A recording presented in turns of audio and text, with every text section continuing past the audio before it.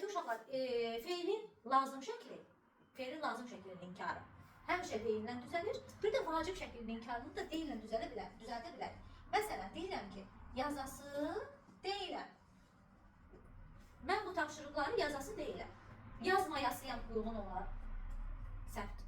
Yazası deyiləm. Bir də var, deyirəm ki, yazmalı deyiləm. Əslində yazmamalıyam da deyə bilirəm. Yazmalı deyiləm də deyə bilirəm. Və hətta saxlayırıq ki, uşaqlar, maməl şəkilçisi indiki zamanda işlənən feillər artırılanda və qeyri-qəti gələcək zamanda işlənən feillərə artırılanda öz saitini itirir. İndiki zaman şəkli üçün ır, ir, ur, ür. Məsələn, indiki zamanda bir dənə söz deyirəm, yazır. İnkar necə olacaq? Yazmayır olmaz. Olmaz. Məsələn, deyirəm ki, yazmır.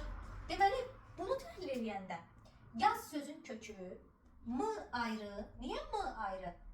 Çünki bu ayrıca bir şəkilçidir. Burada zaman şəkilçisi bu cür təhlil edəcək. Daha m-ı götürüb bir dənə qrammatik şəkilçi kimi olmaz. Və yaxud da qeyri-qəti gələcək zaman şəkilçi ar, ərd. Düzdür? Məsələn, deyirəm ki, yazar. Yazar. İnkarda olacaq yazmaz. Yazar, yazmaz. Bəzi sözlərdə az, əz kimi, elə ki, maz-məz olur. Bəzi sözlərdə nar-mər kimi də qala bilir.